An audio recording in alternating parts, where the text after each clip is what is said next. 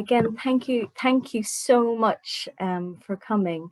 The James Joyce Centre in 2021 hopes to present a wide and varied programme of events.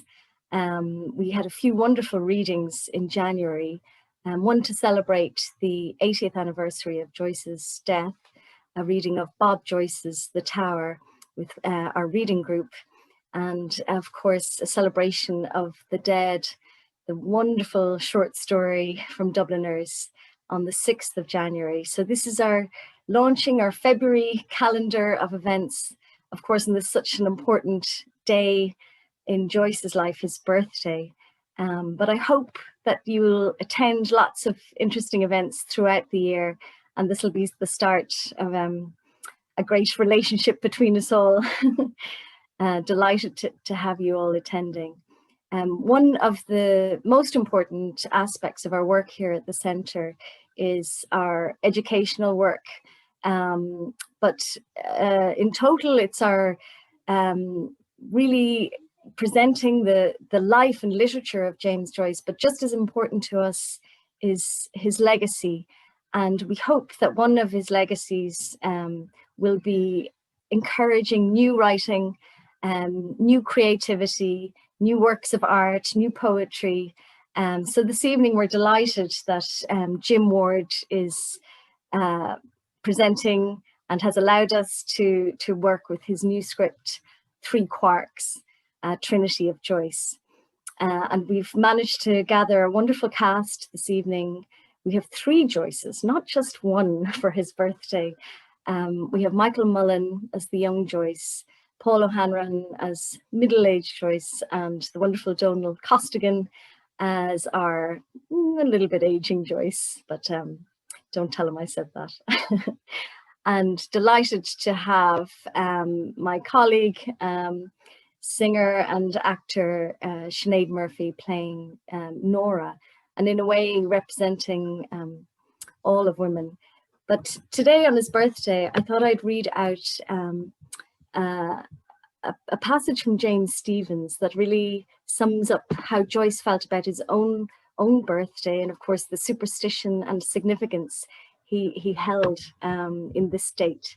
So if you'll allow me to just read out this little passage that his friend and colleague, and who he relied on, the Irish writer James Stephens, wrote in his work, The James Joyce I Knew. One evening, my concierge told me as I came in that a tall, beautiful, blind gentleman had called and had left a note for me. It was from Joyce, and it asked me to meet him in the next day. After that, we met several times a week for a long time. I discovered that he approved of me in the most astonishing fashion, but it took me a little while to find out why. How Joyce made this discovery, I don't know, but he revealed to me that his name was James and mine was James, that my name was Stephens, and that the name he had taken for himself in his best book was Stephen, that he and I were born in the same country, in the same city, in the same year, in the same month, on the same day, at the same hour, 6 o'clock in the morning on the 2nd of February. He held with a certain contained passion that the 2nd of February, his day and my day, was the day of the bear, the badger, and the boar. On the 2nd of February, the squirrel lifts his nose out of his tail and surmises lovingly of nuts. The bee blinks and thinks again of Sleeping Beauty, his queen. The wasp rasps and rustles and thinks he is Napoleon Bonaparte. The robin twitters and thinks of love and worms. I learned that on that day of days, Joyce and I, Adam and Eve, Dublin and the devil, all shake a leg and come a popping and a hopping, yelling, here we are again. We and the world and the moon are new. Up the poets, up the rabbits and the spiders and the rats. Well, I was astonished. I was admired at last. Joyce admired me. I was beloved at last. Joyce loved me, or did he? Or did he only love his birthday? And I was merely coincident to that. When I spoke about my verse, which was every waking minute of my time, Joyce listened heartily and said, "Ah." He approved of it as 2nd of February verse, but I'm not certain he really considered it to be better than the verse of Shakespeare and Racine and Dante. And yet he knew the verse of those three exhaustively. Now, in order to bring this birthday to an end, let's do it the proper way. If I were Joyce's twin, which she held, then I had to celebrate this astonishing fact in my own way. So upon our next birthday, I sent him a small poem. Joyce reported back to me that he was much obliged. He practically said, "Ah," to my poem, and I could almost see him rubbing his chin. So now I'll just hand you over for a few words to our writer this evening and our hope to encourage new writing. It's Jim Ward. Thank you, Jim. Hi, thanks, Darina. Hi, everybody, and good evening or good afternoon or whatever it is, wherever you're situated. Fáilte Hig Éireann, welcome to Ireland. Lá Breithe, James Joyce. James Joyce's birthday, the birthday of the Irish writer James Joyce. I'm based in Galway, the home place of Nora Barnacle Joyce. Darina, the cast and crew are in Dublin, James Joyce's city, as he never let us forget. I'm grateful to Darina and the James Joyce Centre for putting this piece on Zoom, of course, because of the changed circumstances internationally at the moment. But I just want to say that the James Joyce Centre showcases all aspects of James Joyce, but particularly celebrates new writing. So let's get on to Three Quarks. Well, Three Quarks for Muster Mark is a line from Finnegan's Wake, Joyce's last work. And a quark, of course, being Dublinese or Dublin's Joycean for a quart of porter. I noticed at Finnegan's Wake, which I haven't actually finished myself, actually. It's one work of Joyce I didn't finish entirely, but it's written, when I see it's written in a Dublin accent of Joyce's time, a quark and a quart. But also, one guy who did finish the book, and he wrote a book about it, I can't remember his name, I saw the review in the Irish Times some years ago, but he said his next project, having read Finnegan's Wake, was to go on and read about quantum mechanics, which is interesting because Murray Gell-Mann, the physicist who died in 2019, said that he named the subatomic particle the quark when he discovered it after the line in Finnegan's Wake, three quarks. But anyway, in this play, Three Quarks, I juxtapose space and time, where you have the three ages of Joyce interacting on stage. The future Joyces can look back and see the past Joyces, but the younger Joyces can't see the future. And of course, Joyce believed, of course, as well, Finnegan's Wake, of course, is cyclical. The book ends where it starts and all that. It goes around, because Joyce believed in Vico's whole theory that history occurs in cycles. One thing I'm thankful, as I say, to Darina and the cast and all the James Joyce Centre, but also I'm thankful to Jenny Bassett from Hot Potato Productions, who's good at this type of thing. She directed and edited my first play, Just Scuff, and she had an initial read of this play, which was initially, the Three Joyces literary romp, but Jenny suggested I add a woman's voice to it as well. So I introduced Nora as a kind of Greek chorus, and Nora assumes the other roles of the other women that were prominent in James Joyce's life as well. One note I should say is that Lucia Joyce, in the stage version, there's a role, as a dancing role for Lucia Joyce, that was James Joyce's unfortunate daughter, but that's not possible on Zoom. So I'll shut up now and I'll let the cast get on with the show, and enjoy the show, everybody, and over to you guys. Thanks.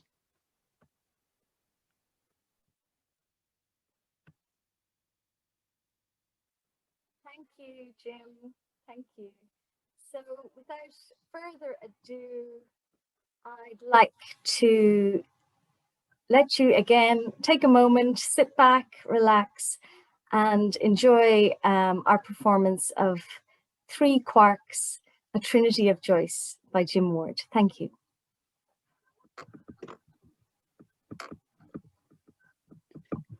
Down by the Sally Gardens, my love and I did meet. She passed the Sally Gardens with little snow-white feet. She bid me take love easy as the leaves grow on the trees. But I, being young and foolish, with her would not agree. I grew up in a land where it rained a lot, and where the women went to church, and the men, sure, they went to the pub. And when they weren't in the pub, then weren't they thinking on how they could get to one? Oh, for a draught of a vintage, as Keith says. Well, I couldn't care for vintage, but I'd kill for a pint of porter. Who could I tap for 5 bob? Well, you'll get no money from me. Didn't ask you. And what answer did you give your mother when she asked what you'd like as a present for beating all in the intermediate certificate? I don't remember. Think now. Think. I can't recall. It couldn't be money. We had to move house again. Dad's job in the distillery fell through. 2 chops for dinner. Did I? Well, maybe I did. And very tasty they were. I still need a pint, or 2, or 3. You've got to earn it, unless you get yourself a rich patron. Miss Harriet Weaver takes care of him with advances, like subs to a navvy. Oh, she adores him. No, not that way, but his mind, his talent. A rich patron, like you have, you mean? I never said. Well, at least I earned it. How? As an artist. As a piss artist. As a writer. Poems, stories, that line. Harriet put him in her magazine and paid him £50. He said no publisher paid him before. Little did she know it'd never end, the advances. He was her mission in life. I too must be a writer. Someday. But first I must complete my studies, finish my degree, experience a bit of life. Women. Particularly women. What women? Those of Monto? Nighttown? Maybe. But I've met someone new recently. She works in Finn's hotel. Not for me was that straitjacket those men in black long frocks put women in. I might have lived in the shadow of St. Nicholas, but like Houdini, I made my escape. And didn't I land myself a job in the beating heart of it all, in the centre of Dublin city? Well, where else would an adventurous woman head for from Galway? I was in the hustle and bustle of it all, just off O'Connell Street, in a hotel, if you please. It came with board and lodgings. We had visitors from the world over. Life is to be lived to the full, and I was free. I know her. How's that?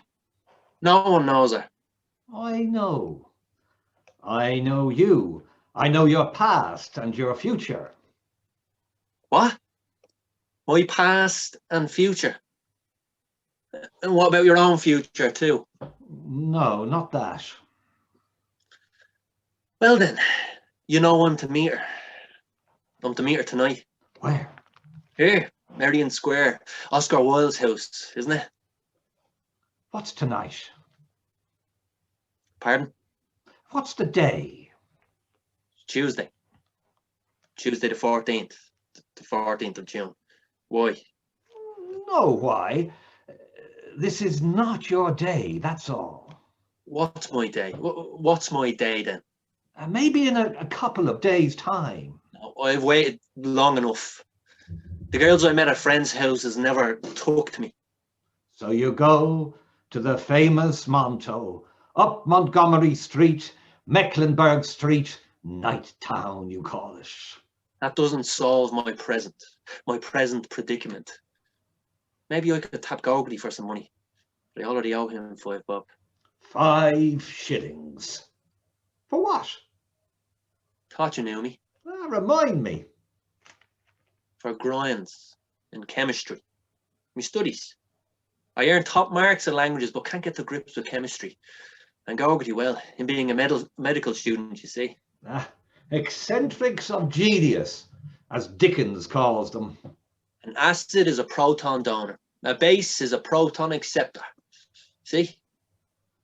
I know something of the new chemistry, but can never be a doctor. Ah, I know. Not for me. I tried that lark. Medicine, Yep. what stopped you? What stopped you? Chemistry.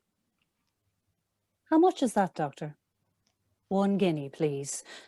And asking me if I had frequent omissions. Omissions. With his short-sighted eyes on me cocked sideways. I wouldn't trust him to give me chloroform or God knows what else. Still, I liked him when he sat down to write the thing out, frowning so severe, his nose intelligent like that, thinking, you be damned, you lying strap. Try biochemistry. It explains life better. The body, addiction, drink. What makes drink? What makes you drink? All that. Right you are. And Gogati is a good teacher. And he knows something of poetry. He writes. But not as well as you do, so you think. Right. How do you know what I think? I see you as my past. My future's another day's work. How so? How does that work? Darwin's evolution. Evolution. I hear him talk about that to his friends. No, he won't talk to me about it. He thinks I've no brains. But I know a thing or two. Do you credit?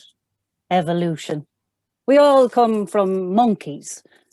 And knowing some people, I believe it. And before monkeys, from something smaller. And before that, yeah, but is that all true, I wonder? Hard to believe. Do you credit? Then what does the church say? God made us all, though I wouldn't mention a God to him. Made Adam out of nothing, made Eve from Adam's rib. I know a thing. I went to school once, the convent. Went to mass too, though there's them says I didn't, with leading him astray and all.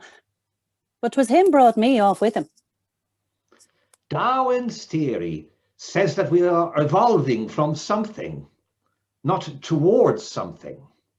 That we have a past, but our future is unknown.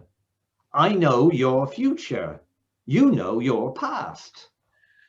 Well, Gogody also knows something of points. Porter, stout, it's all chemistry. Isn't he the grand doctor? Medical student. Oh yes, I jump ahead. Time, the enemy of man. A good swimmer too, by all accounts. How's that? Let's just say I still read the papers, even in exile. Swimming saves his life when he jumps into the Liffey. What? When? Oh, forget it. Don't ask. It would drive you mad. To do with politics, Irish history, a nightmare you're trying to escape. History? What? Whose history? I thought you said the future. How can the future be history? It is, or can be, according to some. Have you the shakes? Tell me, do you crave a drink? I don't knock it. It's the only exercise I get these days. You don't drink yourself by any chance? Imbibe alcohol. You talk like you do. Of course. But where I am, we can't get the black stuff, porter. So I drink wine, absinthe, that tack. Absinthe makes the heart grow fonder. Yes, fonder for a Dublin. And where do you drink? Anywhere that knows my knock. With whom? I drink with impunity, or with anyone else who'll drink with me. You've a way with words. You were always good at languages, except your own. Irish, is it? Yeah. I could never learn it. Irish is hard, and Ireland the old sow that eats its farrow. I know. See what happened, poor Parnell. 'Twas Irish humour, wet and dry, threw quicklime into Parnell's eye. I've often heard my father speak of it. The church and Parnell. Oh, come all you Roman Catholics that never went to mass. Me, I'm an internationalist. Try exile. Perhaps someday. But that would require money and Right now, I can't even afford the price of a few pints. And then what? Night town? Maybe. Or I might just pay a visit to Finn's hotel. She doesn't show tonight. What will you do if she turns up? You know, I'll be flattered. I'll walk out with her, court her even, for a while. Maybe betray her. Betray her? Maybe cheat. With other women? Yes. And why would you? Revenge. And why? What did she do on you? Not her. Her kind. Women. Why? They rejected me forever. Forced me to go to Night Town. Then those I liked cheated on me with people I despise. Revenge. You're young. You'll change. That will change. Women might be the making of you yet. Just wait and see. If it wasn't for women, where would he be indeed? His mother, sisters, Aunt Josephine, Harriet, Sylvia, Molly, Penelope, and Olivia, Lucia. Real and in his imagination. Cosgrave, you let him, you know, touch you. Jim, stop. He only accompanied me to your concert to hear you sing. Your beautiful voice, Jim. That's not all, is it? Jim, stop it. He makes out different. You know, Jim. Willie Mulva was the first, down by the Spanish Arch, back in Galway, and he gave me the cladder ring. He touched me. Oh, it's in his great book. Only he says, Lieutenant Mulvey that kissed her under the Moorish wall. Always changing people's and places' names to suit. I knew more about men and life at 15 than they'll all know at 50. And what about the Michaels? Feeney and Bodkin? Innocent. Innocent? They died, Jim. I told you, they're dead. Man killer. I know now why you're called that. All innocent. I'm your dirty little fuckbird, remember? In your letters. Do you ever drink to forget? Sometimes, and then I see you and remember again. Remember what? The state of Ireland, the sow that eats its own farrow, religion and the British state of which Ireland is a part. See how they condemned Parnell. Are you a Protestant? Parnell was, and see what it brought him. 'Twas the Catholics he fought for turned on him. Are you a Protestant or turning Protestant? Oh, God, no. Why should I swap a logical religion for an illogical one? And the British state? The British state contains Ireland as its statelet. You're in a vice. That's imperialism. More insidious than that. It's imperialism for India, for Egypt, for South Africa. But they claim you as one of their own, part of their kingdom. That you are as complicit in their foreign exploitation as they are, even though they exploit you too. The United Kingdom of Great Britain and Ireland, is it not? Colonialism is one thing, bad enough, but for us it's colonization. Oh, poor Parnell. I have a good mind to fight for those. Mind your temper. I do. It's me dad has the temper in our house. I know. He has his problems. Don't we all? But as you realise from school, or should I say from your schools, one man's bookwork is another man's problem. Tell me, mister, how do you know so much about me and things? I read a lot. Explain what's to be done then for Ireland. Greater minds than yours have asked and will ask that question. And you have a great mind. They say that for those who believe, no explanation is necessary. And for those who don't believe, no explanation will suffice. Sounds so good, I can't tell the difference. Between your religion and your politics, I mean. Let me tell you this. The Irish people are duplicitous too.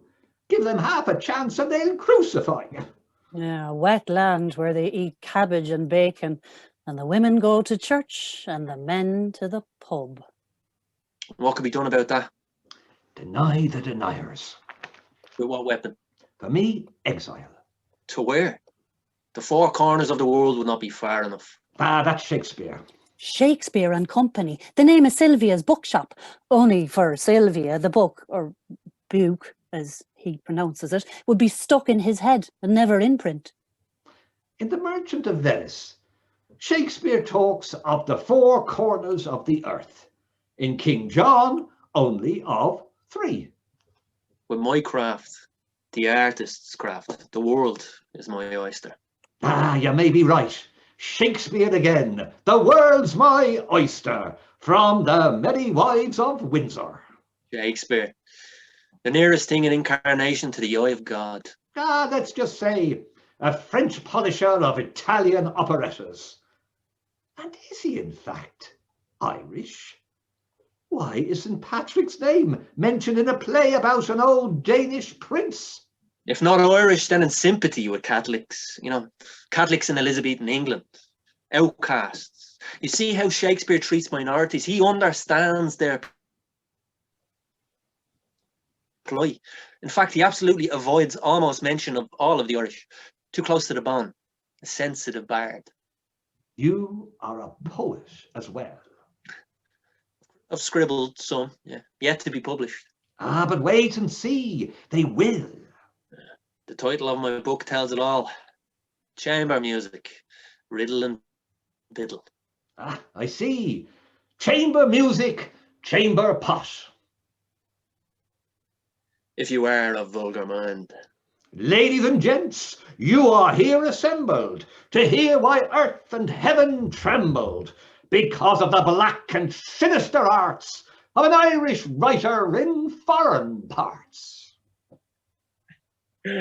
Bravo, bravo. And you like Ibsen too. What do you know of Ibsen? I know you're impressed. You wrote him a letter. If only the Irish opened themselves up to Ibsen, you know, a writer in the modern European tradition. Instead of that Celtic twilight mythology stuff. We should face outwards to our European heritage and not be insular and inward.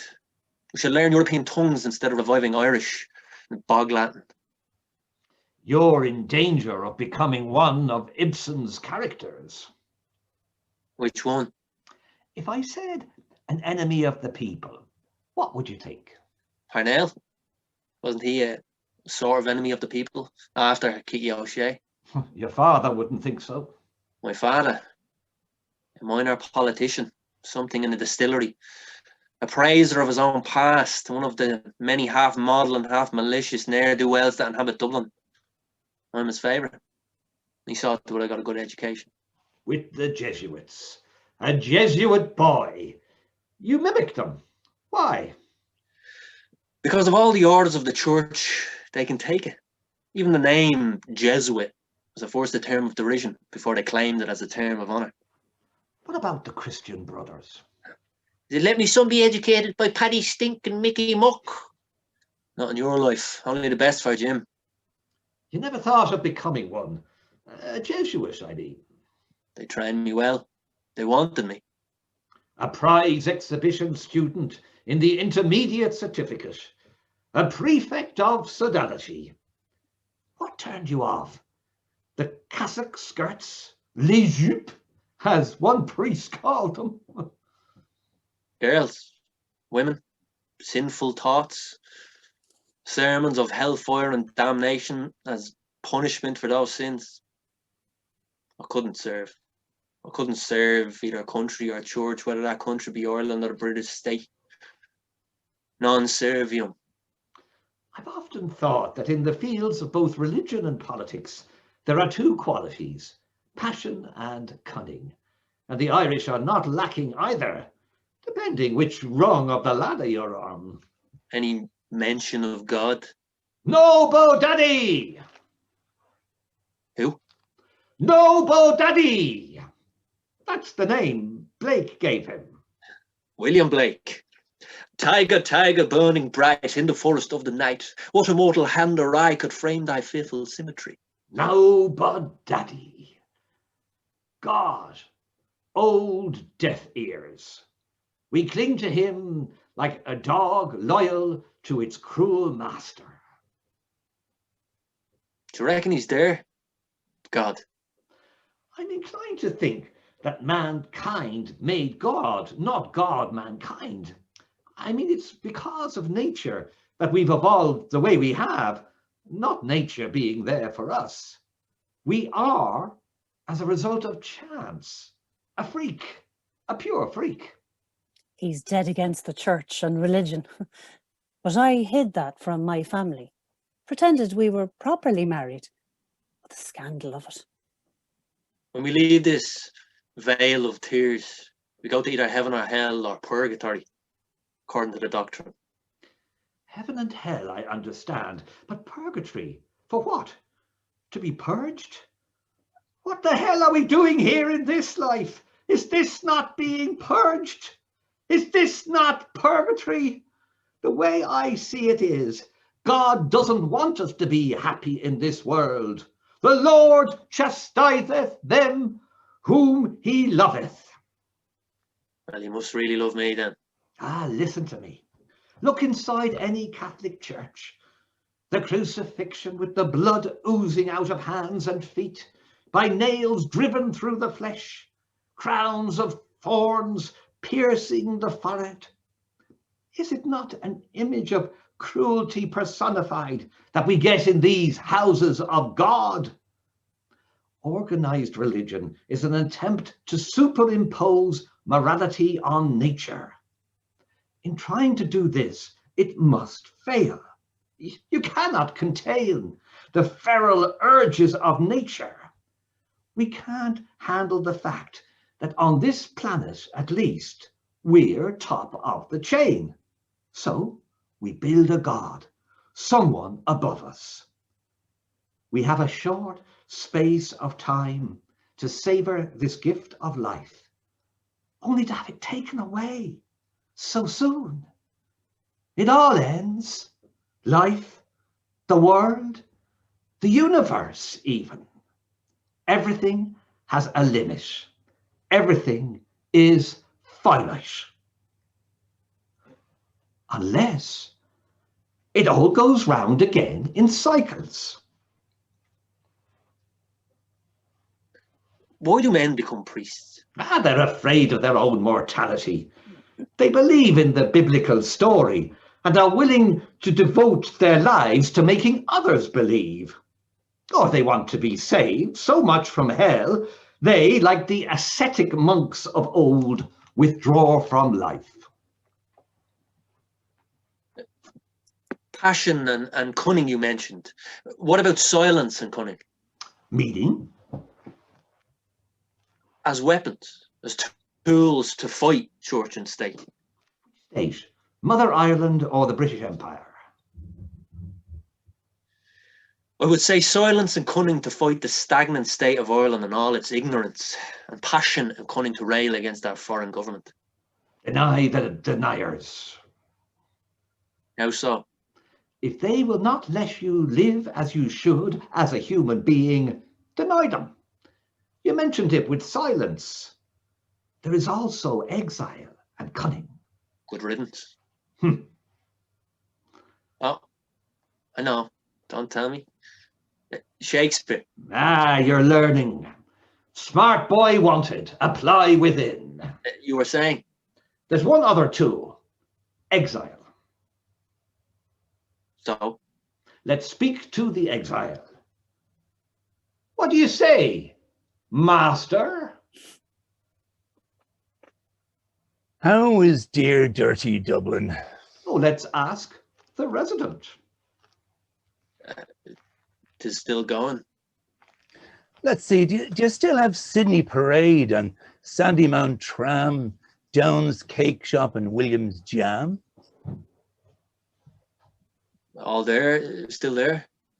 Denny's sausages? Them too. From swerve of shore to bend of bay, back to Hoath Castle and environs. Sorry?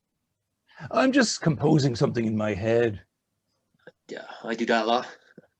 I did too at your age. Do you have a newspaper? Freeman's. The Freeman's Journal, once the paper of Parnell, now an organ of the Irish Independent. The paper of Murphy, William Martin, scourge of the workers of Dublin. And the name of Murphy also given to Spuds. The Irish should rue that moniker yet. Not that one. I mean an Irish Times. Oh, as a matter of fact, I haven't bought it for the letters to the editor. Here you go. Thanks. The Irish Times, the best back warmer in Ireland. And beyond, I see. I thought you wanted to read. Later. Meantime, tell me more of Dublin. How's the pillar? Still standing. The old one-armed adulterer. See what you mean. And Gogarty, after his heroic swim with the ducks in the Liffey. That again. I don't know. What's this swim with ducks? Forget it. After your time. Your future, the nightmare of history, as I call it. Everyone's future is someone's history, and history is cyclical. History, is it? He's off again. History, his nightmare. He says all our nightmares. Ireland. And what he says. Sure, we all learned history. Rome, St. Patrick, the Vikings, our Lord. Not that he believes anymore. Once, he said, but not now. Anyway, history, the English, and us. Ugh, don't get him started.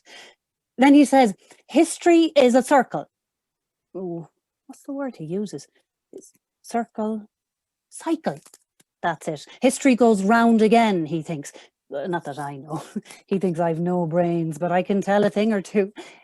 The three of them. Oh, I know them. Before Nelson's pillar, trams started, slow shunt. Rathgar and Terranure, come on Sandymount Green, start Palmerston Park, the heart of the Hibernian metropolis. You have it right, sir. Nothing wrong with your memory. Enough of this, sir. What should I call you? You may call me Maestro, or perhaps in your tongue, Master. Under the porch of the GPO, shoeblacks calling and polishing. You have it, Master. The brewery float and dull thudding barrels rolling out. Well, reminds me, I still haven't had the price of a few pints yet. Lorries along Sir John Rogerson's Quay, past Windmill Lane, Leask's the linseed crushers, the postal telegraph office, past the sailor's home. All right, yeah, I'm still with you, Master. Turning from the morning noises of the quayside through Lime Street, by Brady's cottages, Townend Street. Correct, I'm with you, Master. Westland Row, the Belfast and Oriental Tea Company. Oh yeah, I've forgotten that. How can you forget that and you still there? Absence make the heart grow fonder. And what is home without Plumtree's potted meat? Incomplete. With it an abode of bliss. Have I got it? You've got it, Master. You ever go back to Dublin, Master? Have I ever left? Dublin is history. History. History's a nightmare I'm trying to escape. Boy.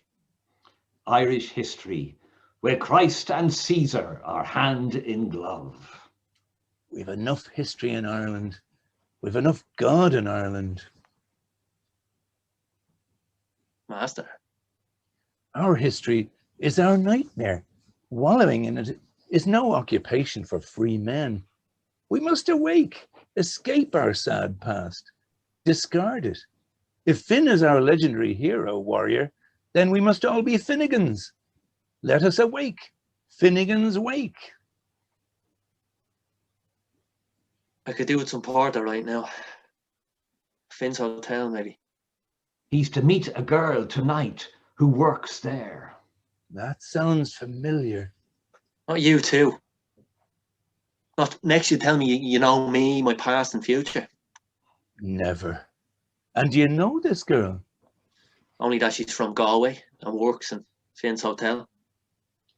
Do you know much about Galway then? I'd prefer to learn about Galway girls. The city of the tribes, your name among them. We came from Cork. Who is she, your girl? I only met her on Sunday last. Her name is Nora, from Galway. I escaped from claustrophobic Galway. Galway, city of tribes. His name, one of them tribes, even though they're Cork.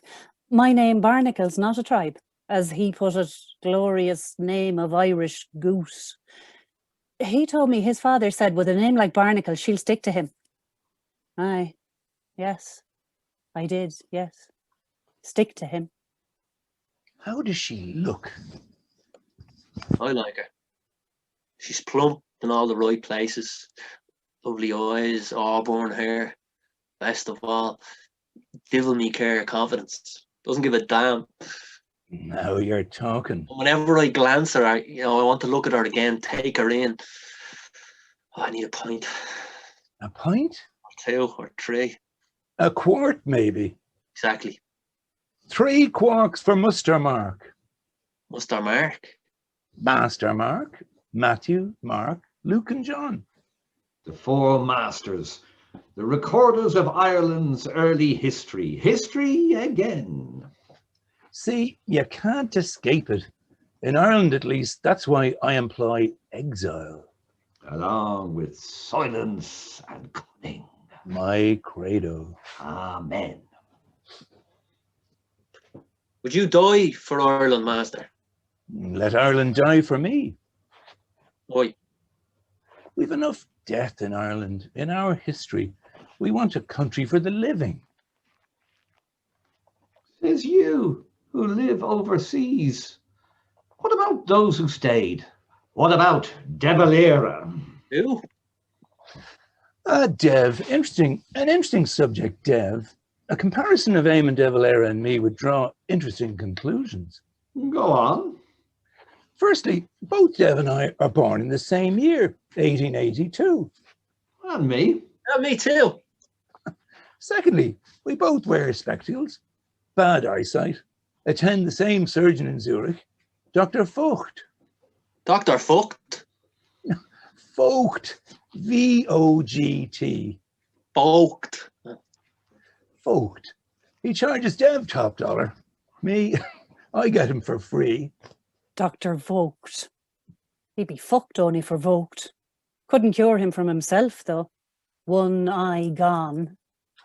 I've cataracts, glaucoma, my right eye nearly gone. Only one left, really. But I'll say that blinded as I am, my vision is clearer than De Valera's. Can doctors really help us? Help our Lucia? I grant you that Dev's myopia is merely political, not the same as mine. Dev is the yin to my yang, where I am Shem, he's Sean. If only Dev had got that job in Galway. Galway again. Yeah, before he got involved with politics, Dev applied for the post of Professor of Mathematical Physics at the University College in Galway. Always the mathematician, Dev. Correct. Think of how our history would have evolved had Dev stuck to statistics theory, prime numbers and probability tables instead of electoral statistics, the numbers of seats and the probability of power. Our history, maybe our literature too. Where I am Seamus, Shem the penman, the writer, Dev is Sean the post, the politico, his opposite. I conjure up a world where Shem and Sean are brothers, having the same begetter. What world is that? The dream world. All history's there, going round in cycles. The end is the beginning. My new book. I'll leave the professors puzzling for centuries. Tim Finnegan lived in Walking Street, a gentleman Irish mighty odd. He had a brogue so rich and sweet, and to rise in the world Tim carried a hod. But Tim had a sort of a tippling way. With the love of the liquor, poor Tim was born.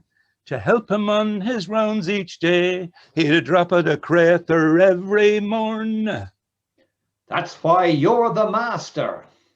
You're not so bad yourself. You've written, been published. I have, you know. And a hard job I had getting published. And a hard job getting paid for it. I know. And one of your best known scenes, the sermon by Father Arnold at the mission, about lust and hell as its punishment.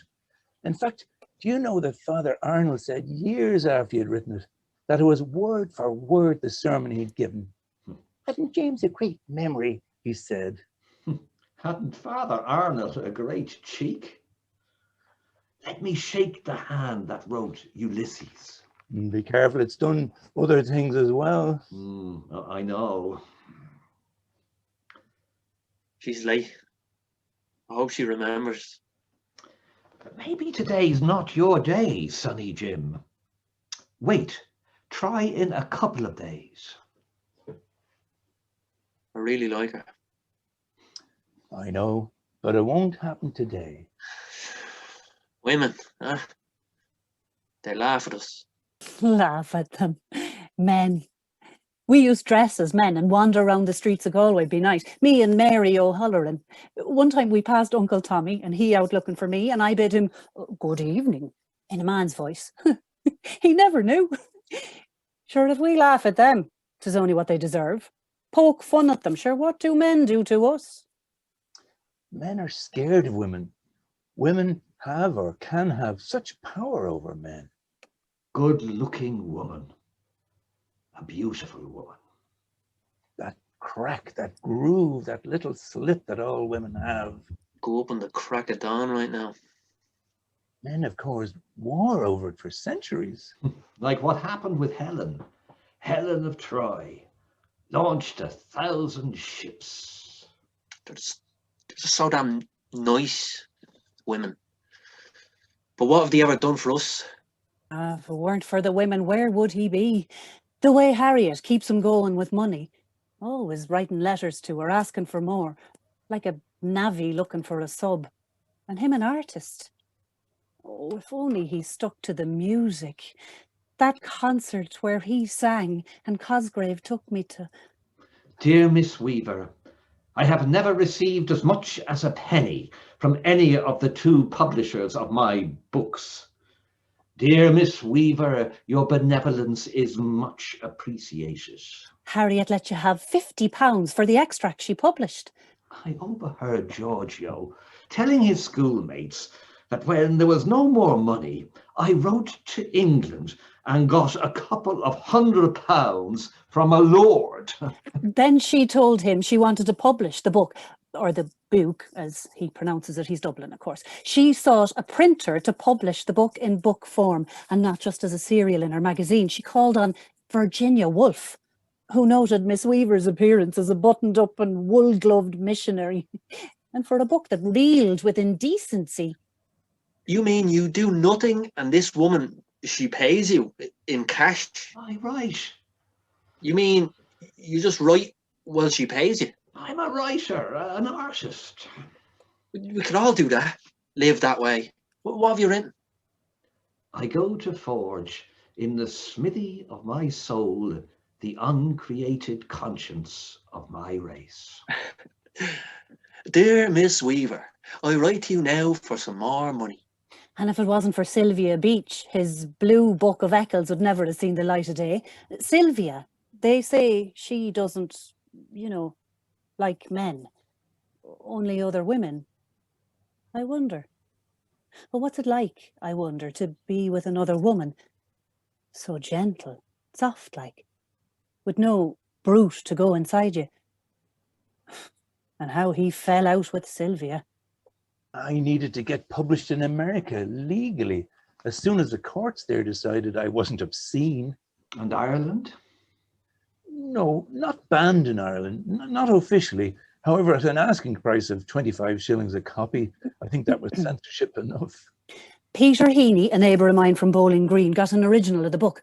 When a priest visiting the house some time after saw it, he said, "What are you doing with a dirty book like that?" And the book ended up in the bin. Well, that's Ireland for you. A wet land where they eat cabbage and bacon, and the women go to church and the men goes to the pub.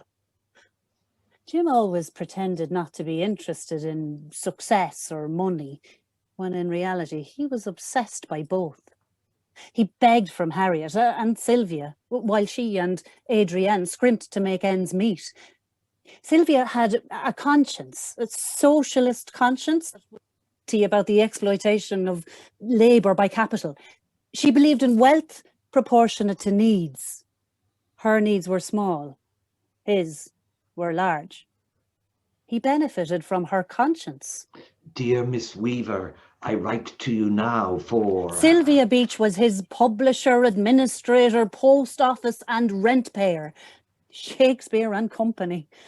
His expenses were infinite. Postage, paper, legal fees, medical expenses, Dr. Vogt, telephone calls, taxis, his generous tips in restaurants, the gift copies of the Buke. Then with each new edition of it, Sylvia thought she was catching up. To her, he was a genius and he must be treated as such. We must serve him. Sylvia. It didn't matter much to me that she and her more intelligent partner were abnormal. I mean, two women living together. But rather that she was the daughter of a suicide, that her sister had been in an asylum, and that she suffered from very queer headaches. Madness does not sit well got among the Irish, but I understood. I come from Ireland's west, a lot of troubled people, and our Girleen, well, like him, she's gifted, an artist, a dancer and all, but she's bothered. He won't admit it. Took her out of the clinic, takes her to all sorts of doctors, and they all tell him try different cures. No, he won't admit it, but I know. I've seen it back in Galway a lot. Must be the weather we get in Galway, where it rains. A veil of tears, like we learnt in catechism. She was never the same, I suppose, after Sam let her down. Feck Beckett. She knew she wasn't like others. I wouldn't allow her to visit Galway once because I anticipated trouble when my people found out she doesn't go to Holy Mass, Holy Confession, Holy Communion and Holus Bolus. God forgive me. Dear Miss Weaver. Tell me, why do men fear and sometimes hate women? It's because of the power they have over us. They're beautiful. Men like beauty, are attracted by it. Consequently, they have power over us.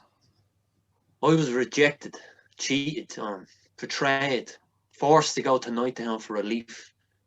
I want my revenge, my pound of flesh. Ah, pound of flesh. Shakespeare, again. Leave it out, will you? I'm serious. Not too serious. I want to relax. Yeah, you too. I need some points to relax. You want to spot me 5 bob? You, I wouldn't spot 1 bob. Don't mind 5. I know you. Your credit. Credit where credit is due. Control yourselves, men. Self-control is a problem with me. I know. You're young. I once was.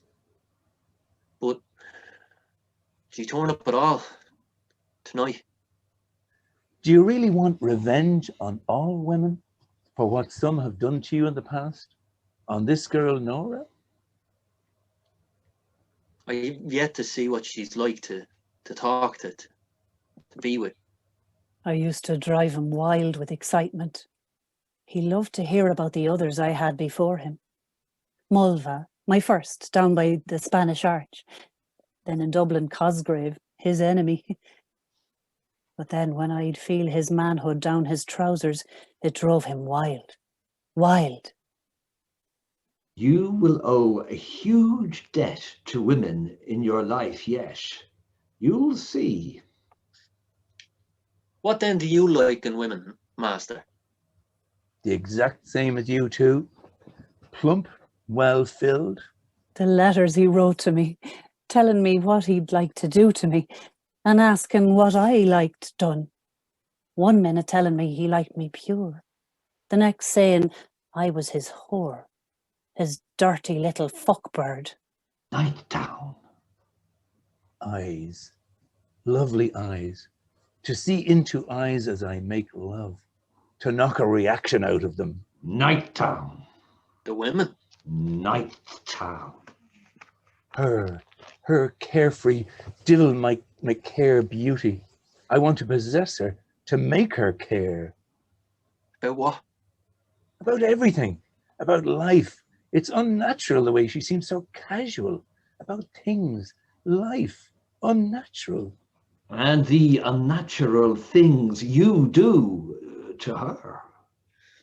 Look at you. It's all natural, totally natural. Like my opinions on language. No good or bad language, only language, all natural. Then marry her. Make an honest woman of her. Why, she is honest. For her sake. It can't be easy on her, you know, for a woman to live. Why, for some sense of given morality, some law or church? Morality. No, not the church. Maybe for some state. For legality, I mean. For her. I could not serve that in which I no longer believe, whether my home, my fatherland, or my church. Why don't you believe? What's the reason? Me? You wouldn't kneel down and pray as your mother lay dying. Couldn't. I had a crisis of faith, so to speak. The opposite of an epiphany. My fear of chemistry, remember? My fear of the chemical action which would be set up in my soul by a false homage to a symbol, behind which are 20 centuries of authority and veneration. And your mother? Mother wept and vomited up green bile into a basin. I didn't yield to custom. What about you, Master? After a life of questioning the religious issue as well as others mentioned, I'm more sure of this than of any of the others.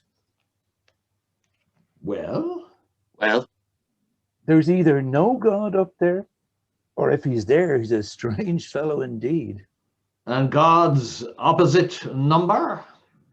Given the state of the world, its history and all, there is more of a likelihood that he's there than God is, unless they are one and the same, and that would explain a lot. So what happens to mankind? Great progress. Great tragedy too. History comes in cycles. Don't you still believe, Master?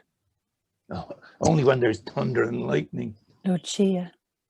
And Father Arnold, did he not teach us the penny catechism? He did.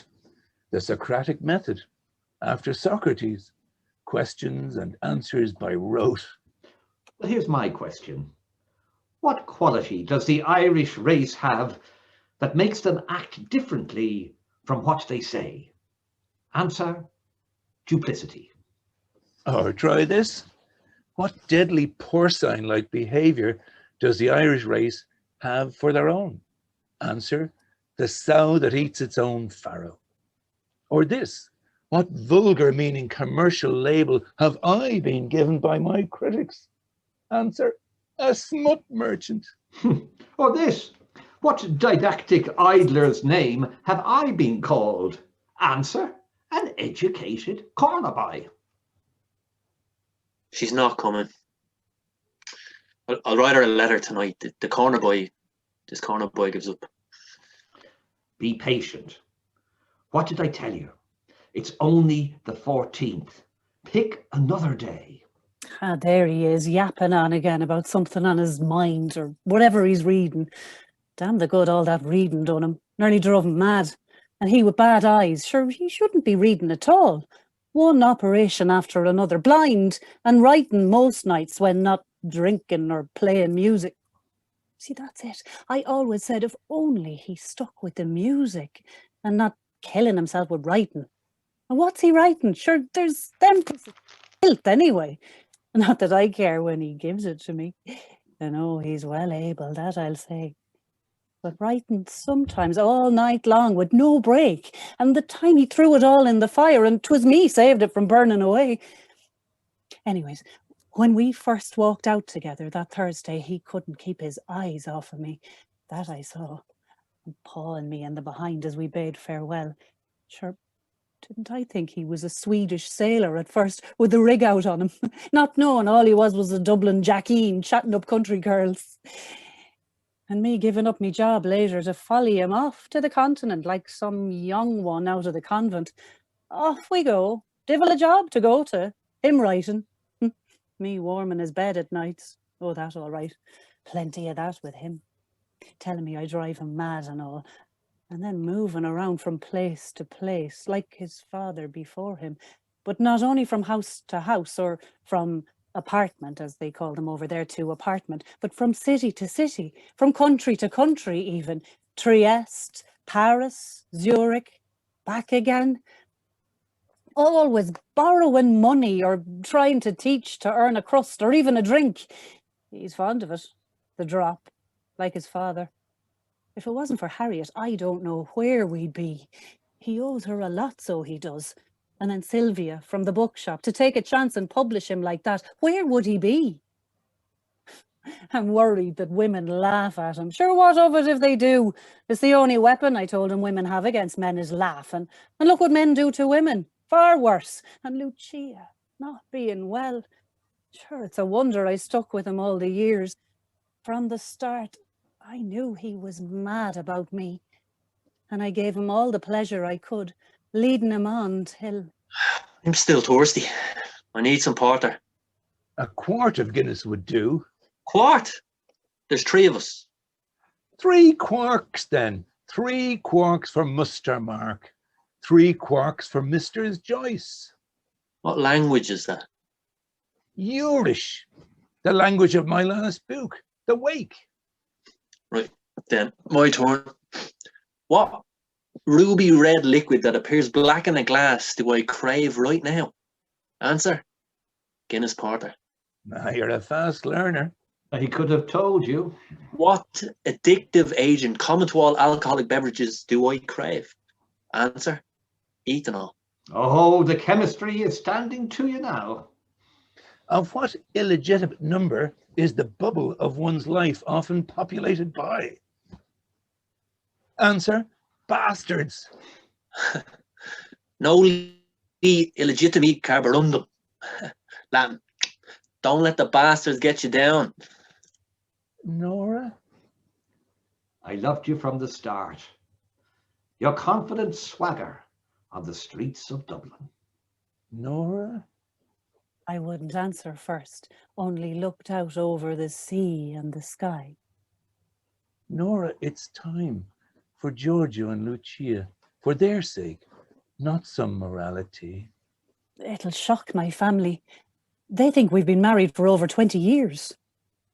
The solicitors say we must, for testamentary reasons, they say, for Giorgio and Lucia. Giorgio can handle it. It's Lucia I'm afraid of.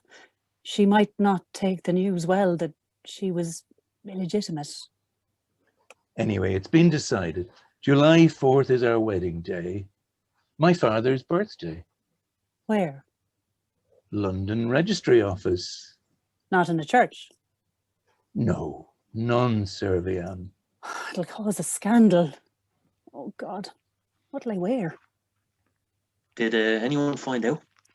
Oh, we were caught by all London's press going into the registry office. For all of London knows you're here. Not in a church then. And the children. I didn't need a priest in his nightshirt to say amen over us to make them legitimate. And I thought, well, as well him as another. What weapons should one employ to deflect the sadness and treachery of Ireland and its rulers, church and empire? I shall not serve. non serviam. Deny the deniers. Silence, cunning, exile. And then I asked him with my eyes to ask again. Meet on the 16th of June and see.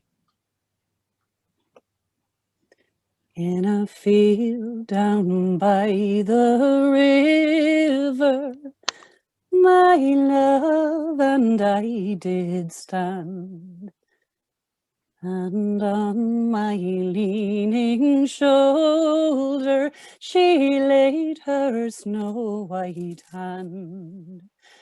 She bid me take life easy as the grass grows on the weirs.